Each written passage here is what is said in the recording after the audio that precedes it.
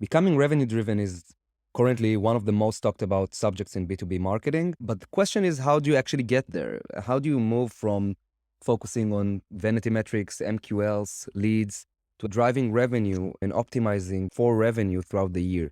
So we came across a pretty interesting asset by Metadata that's basically like I would say a demand model. It's pretty similar to the one that we've used in-house. So we've decided to actually build an additional asset that combines some of the ideas from our own model with those of Metadata so that you can easily move from having some data, some stats coming from your CRM or your attribution software to actually splitting the budget throughout the year, understanding how you should invest your budget per month so that you reach your revenue goals by the end of the year. So I just wanted to show you around the model really quickly and show you how you can do that using this model. So let's start off by actually creating a copy of this. By the way, you can access all of the information in this video by going into our blog at infinigrow.com/blog and checking out the latest blog post about the revenue model. It details everything that I'm sharing here step by step.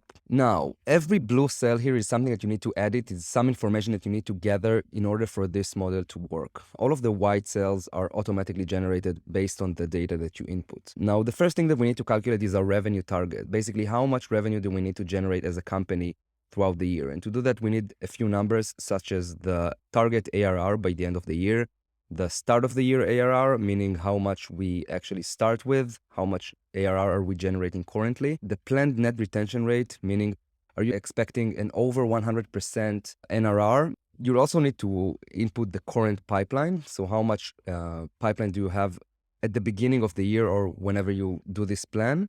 And the pipeline close rates, or how much you're expecting to close out of that additional pipeline. After you input all of these numbers, you'll see that you have a new ARR goal, meaning the net ARR goal that you need to reach. Next, we have the sales and marketing responsibility split. So how much of your revenue is expected to be generated from marketing activities versus sales activities? Here we just input 65%. You can input your own number. Next, we're going to calculate targets across the funnel. So we're going to work up the funnel from revenue to understand how much opportunities, SQLs, MQLs, leads we need to generate throughout the year to reach our revenue goals. To do that, we input our average selling price, the opportunity to close conversion. You can input the expected conversion rate throughout the year. From there, we basically work up the funnel. So SQL to opportunity conversion rate, MQL to SQL conversion rate, lead to MQL conversion rate. And again, you can input any final stage that you want here.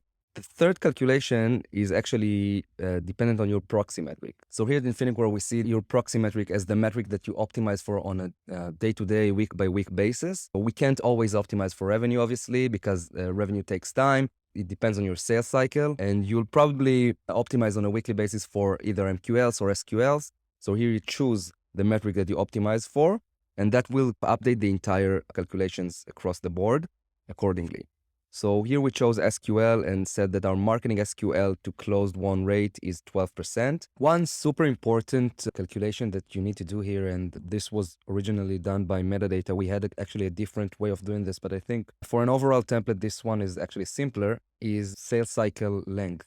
So if your sales cycle length, for example, is 3 months, that means that the budget that you spend and the leads that you generate over at the end of the year are not going to close during the upcoming year. So you need to take that into account as you generate pipeline throughout the year. Meaning here what we're saying is, what is the percentage of your pipeline that you expect to close during the year? Here we input 75, as we mentioned here in the example. If your sales cycle's velocity is 1 month, then that would be 91%. So 9% is going to be lagging to the next year. And this is important because this actually raises the number of MQLs or SQLs that you need to generate during the year. So yeah, just make sure that you input that and that you take that into account. This will help you not reach the end of the year and then realize that you actually calculated the monthly numbers all wrong. The next calculation is actually costs and budget. So we input the total marketing budget last year. That includes everything that you consider a part of your marketing budget. Then we input the number of SQLs last year. according to the proxy metric chosen here. And from that, we're getting the cost per SQL, the total cost per SQL, including all of your expenses. And by doing so, we can then generate the total needed budget to reach the goals stated here. So we can see here that we need to generate 813 SQLs at a cost of $400. That's $282,000. And that's our budget. Next, we can see some additional numbers such as the marketing net ARR, meaning that's basically 65% of our total ARR. That's dependent on what we input here. So how much ARR does marketing need to generate? The marketing ARR ROI, meaning from that ARR here, what's the ROI of marketing? What's the cost per marketing SQL? And what's the cost per marketing customer? So that's again divided by the marketing SQLs and the marketing customers. So here in this tab, we take the information that we gathered over at the revenue generation model and we split it into monthly targets. We see how much of your proxy metric you need to generate every month to reach your goal, and we give you the ability to actually customize that budget according to your seasonality or to any additional information that we don't possess at the moment. So we grab the SQL target, the cost per SQL, and the total needed budget from the previous tab.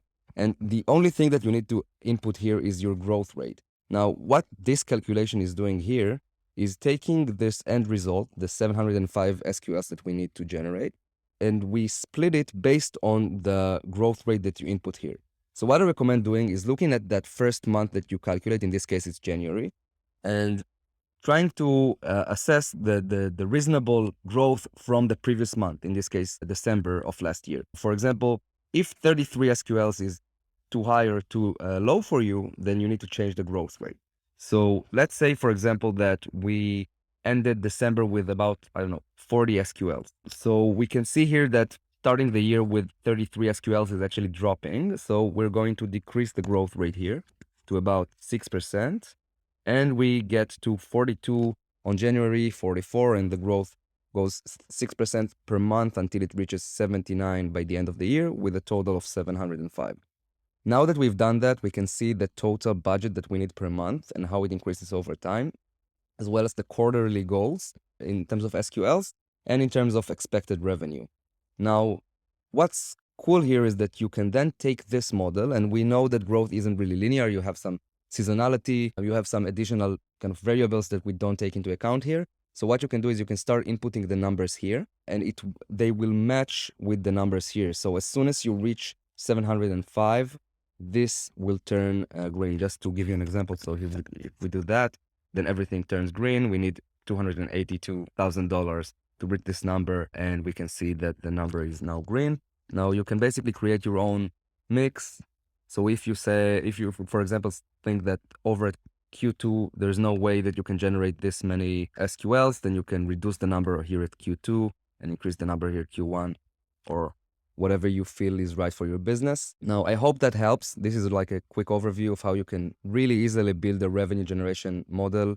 This is something that I think every marketer should do. And I hope that with this asset, you can do that faster and with more accuracy.